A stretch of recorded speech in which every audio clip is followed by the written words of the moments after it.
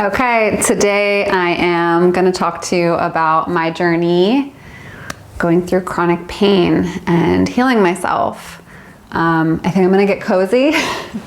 Might be here for a minute. I'm really filming this for anybody who's going through something similar and is struggling. I know that when I was in a lot of pain, searching for answers, if I had found something about somebody speaking to my experience, it would have been a game changer. So that's really what this is about. Where to start? So I guess where I'll start is that I have had muscle tension for a really long time. So for many years, I experienced like a lot of tension, achiness in my neck, in my shoulders, my traps. And I would say like it probably seemed to get more severe the more that I healed, but it's hard to know because I was also becoming much more conscious of what I was feeling in my body. So I vividly remember around 2017, 2018, for those of you who don't know my story, in 2013, I became introduced to breath work. That practice changed my life. In 2016, I went through a blindsiding breakup that catalyzed a dark night of the soul, and my life radically transformed from there. You can see some of my other videos and my writing and stuff on my website for more information about that. But essentially, as I was getting more comfortable being in my body, feeling my feelings, I started to have more discomfort. Doesn't mean I didn't have discomfort before. Like I have pretty vivid memories of being in college and feeling super locked up. Like there was a lot of armor. I felt a lot of tension in my body. I felt very uncomfortable in my skin. And as I was doing breath work and doing a lot of emotional healing work, I started to thaw. My heart started to open. I learned how to love myself. My heart really opened and expanded. And that was a life-changing experience for me, like to feel as comfortable as I did in my body at that time. However, I still was having stuff going on that I couldn't really understand. So I would like be out at a social event. I remember one night in particular being like out at a bar with friends, and I was like really wanting to enjoy myself. And like the whole night I'm just like rubbing my neck. Like it was so distracting that I couldn't fully focus on conversations. Like the sensation that I was experiencing was just pulling on my attention. And that experience stayed with me for years. And it would come and go. And I wasn't so bothered by it that I was like, I need to get to the bottom of this. I need to figure this out. It was more of like, why is this happening? And I was like investigating it from an energetic perspective, from an emotional perspective, from a spiritual perspective, and nothing really changed it. And what I actually understand now is that it actually got a lot worse. It progressed and turned into pain. So in 2020, I moved from Los Angeles back to the East Coast to live near my family at the very end of 2020, December of 2020.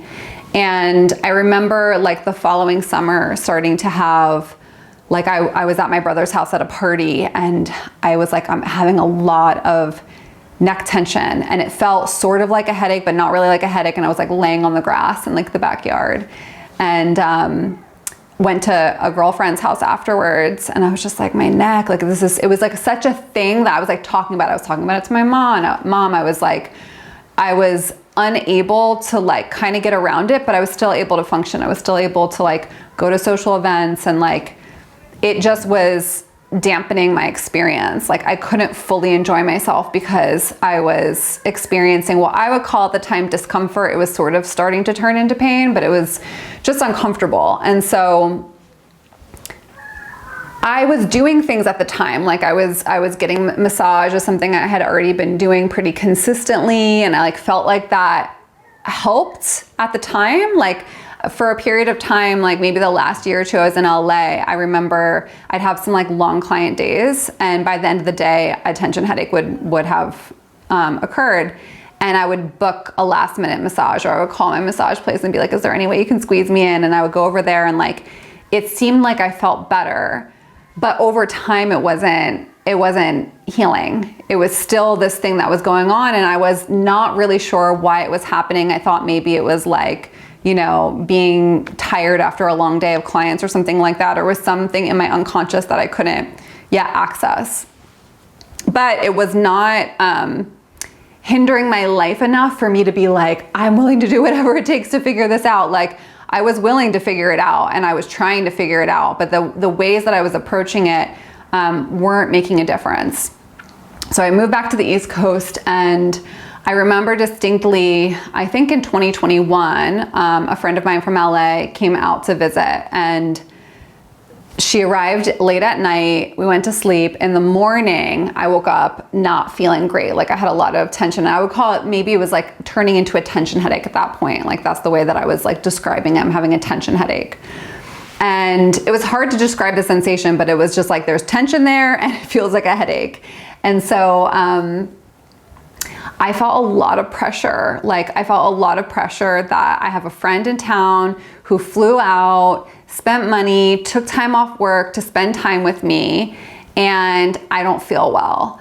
And we went out to breakfast, and I'm still like, it's getting worse. I'm like super focused on it. And I was like, let's go get massages. Like, massages, like, I think that'll help me. So we go get a massage, come out of the massage, and I'm still not feeling well. If anything, I'm starting to feel worse at this point. So some of the things that had been working for me before stopped working. It was like not actually giving me relief, and it was very evident. So I remember sitting in the park with her, and she was like, she stood behind me. I was sitting on the grass, and she was just kind of like rubbing like my hair, you know, that really like nice, gentle, really like kind of tickly feeling. And like everything relaxed, and I stopped really feeling that intense discomfort. And then once we got up and got moving, it came back again. So that was like a marker for me of like, now knowing what I know, understanding that there was some shift that was happening in feeling some pleasure in my body versus being focused on the pain. So yeah, I had like the whole time she was visiting, like I was having tension headache after tension headache. Now also understanding the inner pressure I was experiencing to like be a host and like have a good time, and wanting to have a good time and wanting to be able to enjoy myself. All of that was creating, was intensifying the experience for me. And then a couple months passed, and I was like, oh wow, like I haven't really had a bad tension headache in months. And I noticed it, and I was like, I noticed it because I had had another one. And I don't remember like what was going on. I don't think anything particularly significant, but the following year it got worse. So the following year was when I woke up one morning and I was basically debilitated. So it went from being uncomfortable for years. And again, I wasn't tracking it in this way. It wasn't like, I didn't have an understanding of like how it was progressing until a full understanding of exactly what was going on. But it basically was tension, discomfort, and then progressed into like extreme discomfort, like slightly painful, into full-blown painful, debilitating. Like I can't function under this level of pain. And you could probably call it pain all along the way. It's just the way that I was really relating to it. And I would say I have like a lower pain threshold than most people. I'm highly sensitive, and cannot function very well when I'm not feeling well. So the morning that I happened to have my first tension headache, I was flying to Australia to spend a month with my brother, my sister-in-law, and I woke up in the morning to fly to LA. I was staying with a girlfriend in LA for a weekend. And I was at my parents' house. I woke up in the morning and had a horrible, horrible, horrible tension headache. Could not function. I was experiencing more than just a tension headache. I was nauseous. I like had indigestion. I was really shaky. Like I didn't really think I could get out of bed and like move around. And I had I think I had a afternoon flight. So I had a couple of hours and I was thinking, how am I going to do this? Like, I don't think that I can do this. I'm not really sure how I'm going to like I had to get in the car for almost an hour to get to the airport. Like, I just was like, I don't know that I can. Can I like reschedule my flight? You know, like couldn't eat any food. I had like no energy. I somehow ended up making it. I like put on noise canceling headphones and played healing frequencies in my ears, which was like really helpful because I was like feeling very sensitive to sound and like motion and stuff. I was feeling very ill on the drive. But I got to the airport and I made it to LA. And like by the time I got there, I was like feeling okay. Woke up the next morning, same thing. And then I was like the next day having to go to Australia and fly 15 hours to Australia. And, you know, the feeling, and if you're watching this, I'm sure you're experiencing chronic pain in some way, or you're just interested. But you probably know what this experience feels like, and the added pressure when you have social plans and you have money invested in trips and people are excited to see you and you're excited to see them, and you know, you're so unwell that you can't meet the moment. And I wasn't there yet. This happened later, but I was getting to the point where I couldn't push through. This was the time where it was really bad, but I pushed myself through. It was like, I'm making this flight. Got to Australia, had a good, you know, first couple of days, maybe first week, feeling good. And then we went to the Blue Mountains, which were so amazing. And we were on this hike, and my brother and his wife kept saying like how treacherous this hike was. Like, we're walking down all these steps. There's like tons and tons and tons of steps. And they were talking about the time that they had gone and that like they didn't even know if they could make it back up. And we're going down and I'm getting shakier and shakier and shakier. And I'm not understanding what's going on. Another friend was with us, and me and my brother were like kind of towards the back and just chatting. And he's talking and I'm getting quiet, and I'm suddenly feeling like I'm gonna pass out. And I'm really just sharing this just as a side note, also because of the ways that pain can actually morph. So I was like experiencing it in a very specific way, and it started to shift. So I started to feel like I was gonna pass out, and I had to sit down, and it was like not making sense because we weren't doing anything strenuous. We were like walking down steps and like kind of on flat area. We were not walking uphill yet. And so I felt really shaky. We had just eaten breakfast, so it wasn't like a blood sugar thing. And I didn't know what to make of it. And it was freaking me out a little bit. Like, what is going on with me? Thankfully for me, like I wasn't scared that there was something going on. Like I was like secretly having a disease or something like that. I wasn't worried that there was something structurally wrong with me, but I knew something was off and I didn't know what it was. And it was very overwhelming and confusing and unwelcome, like totally unwelcome. I was like just feeling really frustrated that I wanted to be enjoying myself, wanted to be able to enjoy the nature and like be with my family. And it was just taking me out of the experience, and it was also putting attention on me in a way that I didn't really feel comfortable with, like just, you know, being unwell and people are concerned about you, but like you don't know what's going on, they don't know what's going on. I don't know how to help myself, they don't know how to help me. So there's a video that my sister-in-law took of like, we get to the bottom and I just like found a boulder and just literally laid on a boulder where my head was like, it looks like my head just like falling out the back of my body, and I just like laid on the boulder and just like I did some energy work, and I think I just grounded myself enough and felt enough sense of safety that I was well enough to like finish the hike, and I was fine for the rest of the day. Then a couple days later, still in Australia, I had a morning where we went to get a cup of coffee and I couldn't stand. Like I could not wait in line to get the coffee. I was like hot. I was like hot and sweaty and shaky, and I couldn't stand up. I had to go sit down, and I was like embarrassed. I didn't even want to tell my family what was going on, because I'm like waking up in the morning, you know, I'm like healthy, and I don't have the energy to stand up. Like, what is going on? And we were actually meeting my sister-in-law's parents for brunch. And I ended up having to tell them, like, something's wrong. I don't feel well. I'm like having indigestion again. I feel very shaky. I can't really eat. And I ended up being okay. Eating food ended up helping me at that time, whatever. So I come back from Australia. This is in February of, what year was it? 2022? 2023. It was 2023. So 2023 is the year that everything got real bad and it became chronic. So once I came back, I started to have more and more experiences where, I don't know if you hear the ambulance.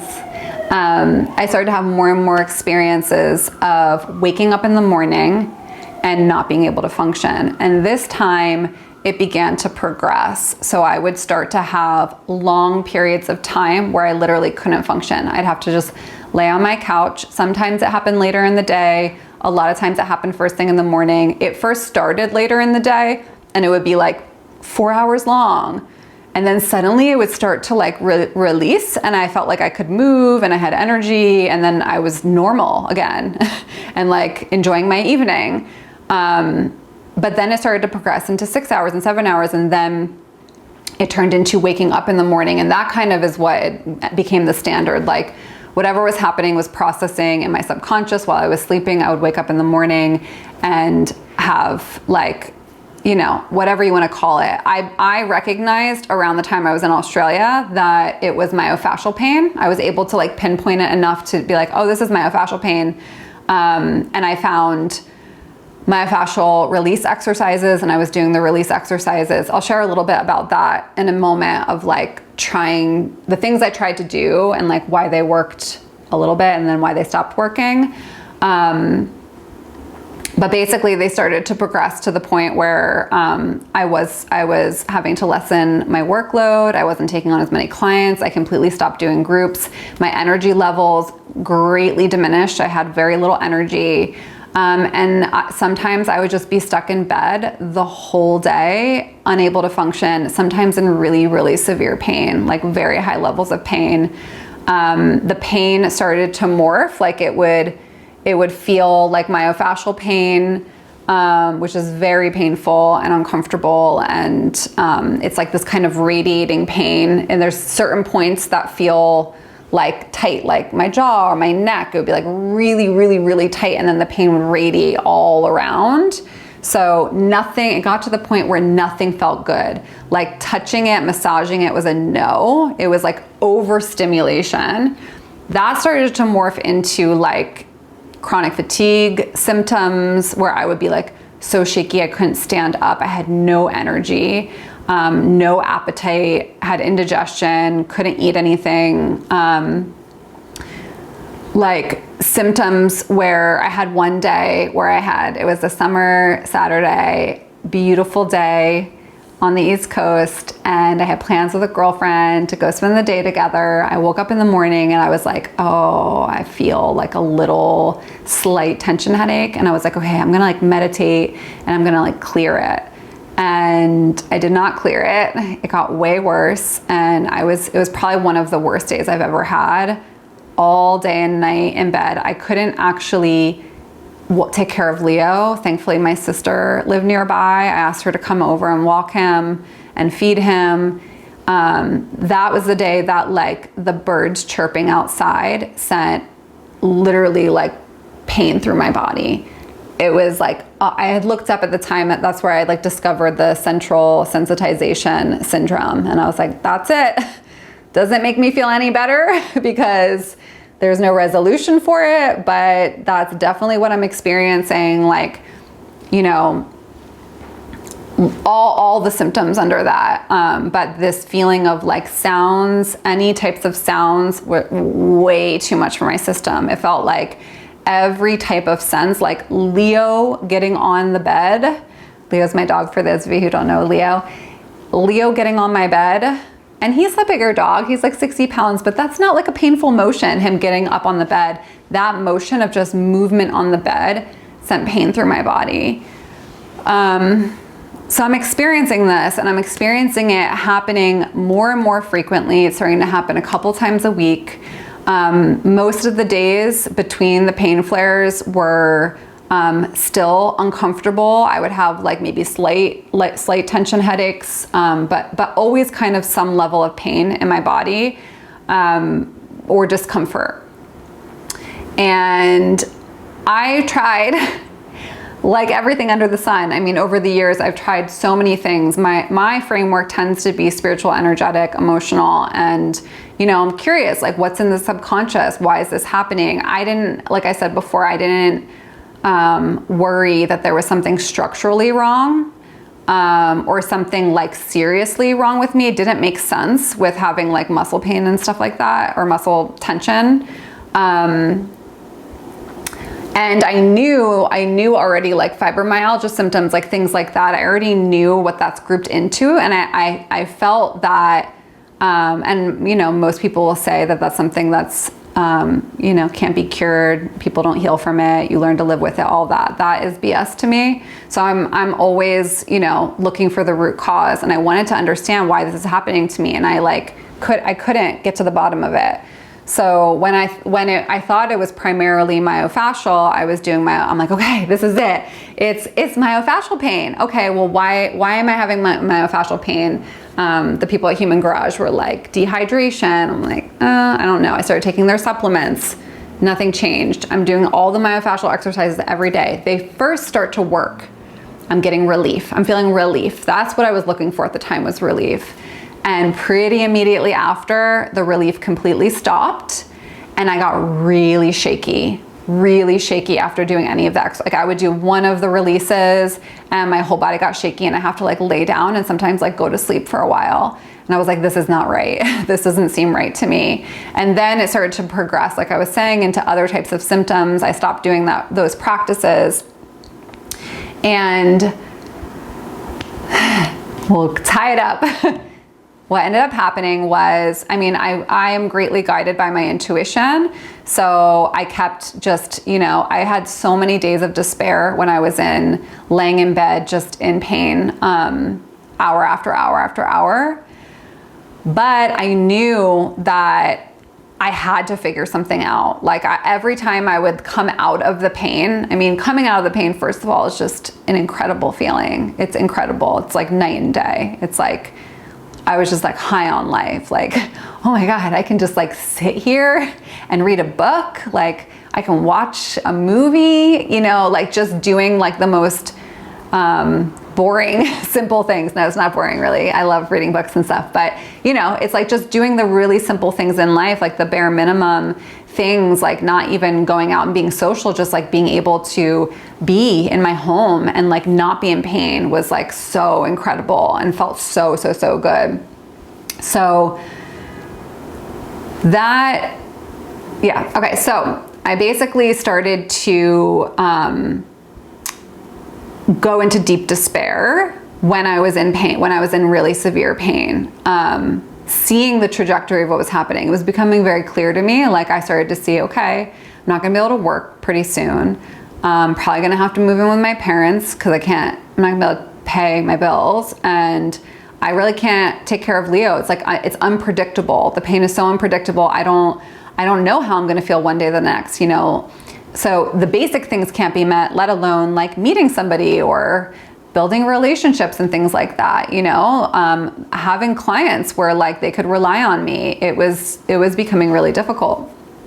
So I saw that happening, and that did not help my pain, for reasons that will become evident once you understand exactly what was happening.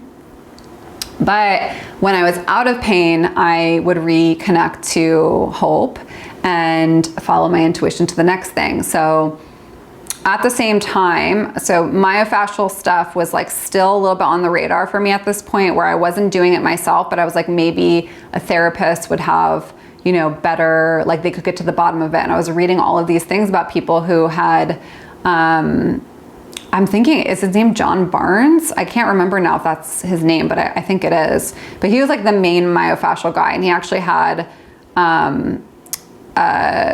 like a healing center not far from where I was living outside of Philadelphia. And I was like, oh my God, this is meant to be. Like, what are the chances? Like, his space is there, and he's like the main person of myofascial or whatever. And I had to go through all of these things to end up being able to even go there and do work there. And it was expensive. And I started doing that work at the very same time I found Dr. John Sarno's work.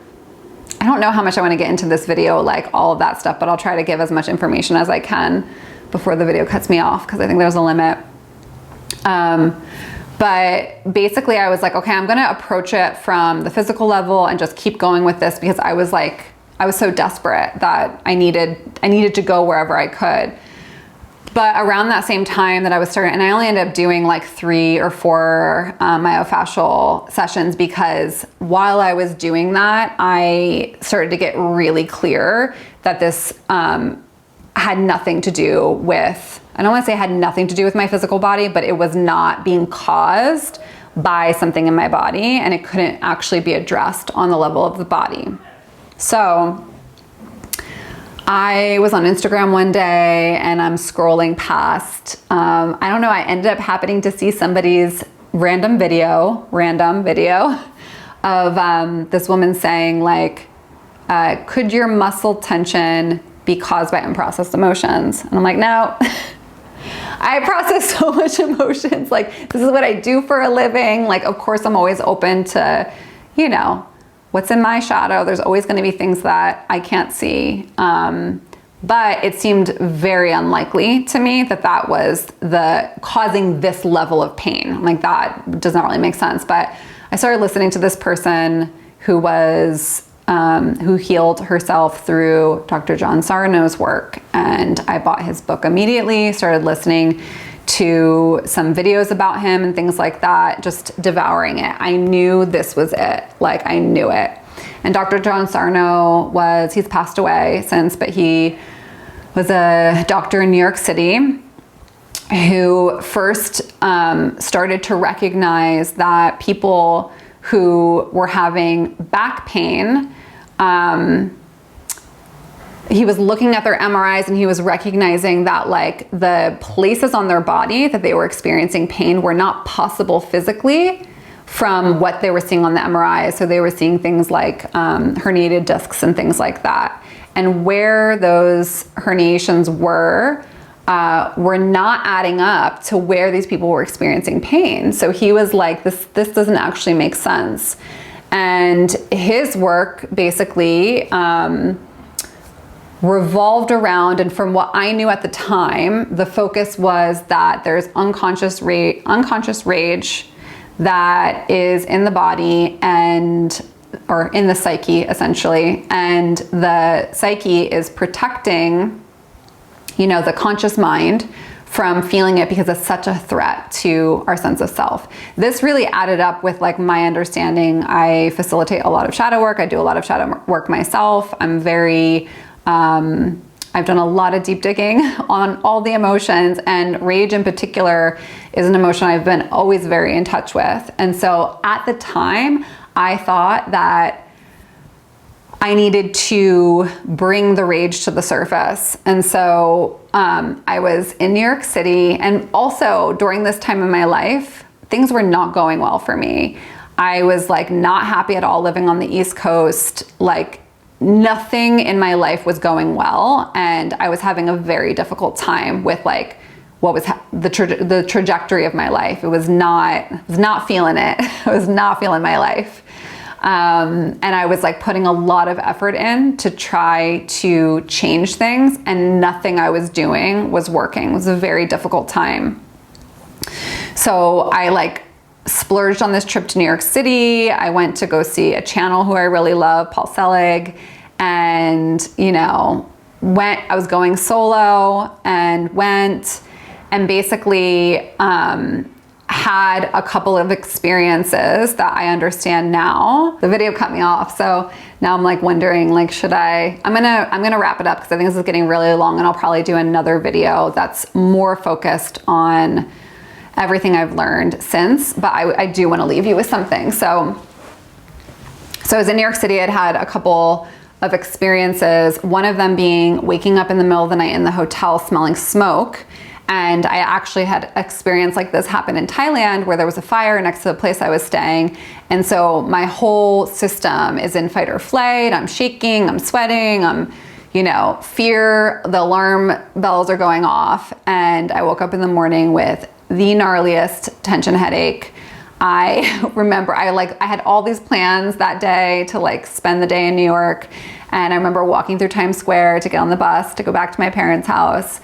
And I had my noise canceling headphones on, thank God, but like the intensity, the energy there, it was just so overstimulating for what I was experiencing. I was nauseous.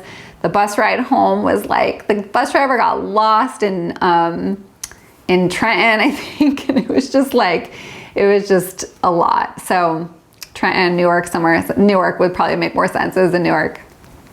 So anyway, I have Dr. John Sarno's book, The Mind Body Prescription, with me, and I'm like just feeling so much despair again. Like, what is going on? 2 days later, I get back to my house and I have another horrible tension headache. And this time I'm like, I'm gonna get all the rage out, and I'm like letting it all come out. And this is not new either. Like I've done a lot of work around anger and rage, and it made my symptoms so much worse. Like that experience for me, I was like 100% no, this is not the approach. And that's not what he was saying anyway. I misunderstood it.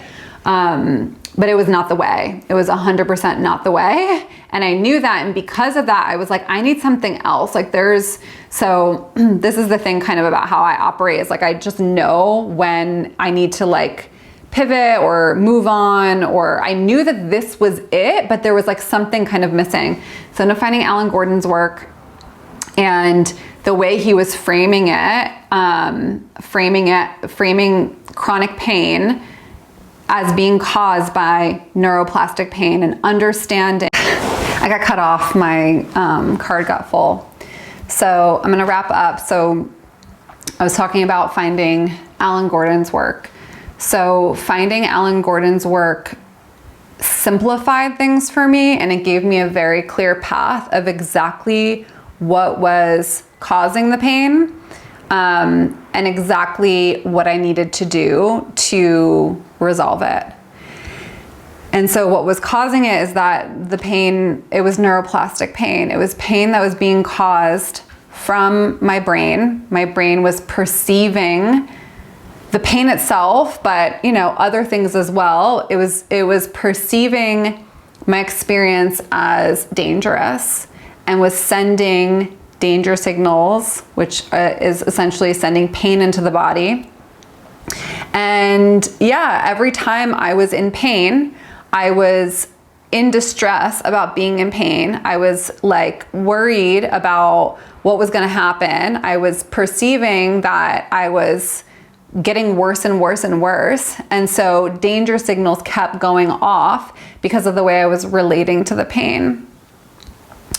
So that's like the simplified approach. I have become so fascinated by this work through healing myself. I don't think I ever would have really gotten this into like emotional stuff is my area, the physical body, like dealing with chronic pain. I always had a sense that it was connected to our emotions and to what's in the shadow, and related to our mindset and our minds, but I never knew that there was like a whole world of people who are studying this work. The neuroscience in this is really, there's a lot of very fascinating, interesting information, but there needs to be a paradigm shift, because essentially the paradigm right now is that pain is caused in the physical body from something structural going on, and it's not true. That is true in some cases, you sprain your ankle or something like that, but there are over 50 million people in the United States alone who are suffering from chronic pain.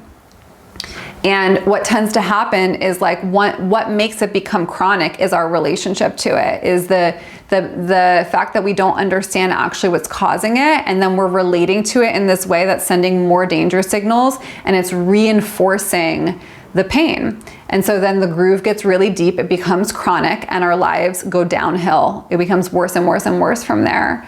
And so it's actually a very simple approach to healing. It can take some time depending on how deep the groove is. Some people have like really incredible quick cures. Most people, it takes a bit longer. For me, it took a bit longer, but I did start to, first of all, just immediately have hope and clarity and deep trust in knowing that like this is what was going on with me, and knowing that I could heal myself, and just hearing tons and tons of stories of so many other people who've completely healed themselves as well. It's not a pain management approach, it's a healing tool. And so in January, I got trained myself in pain reprocessing therapy.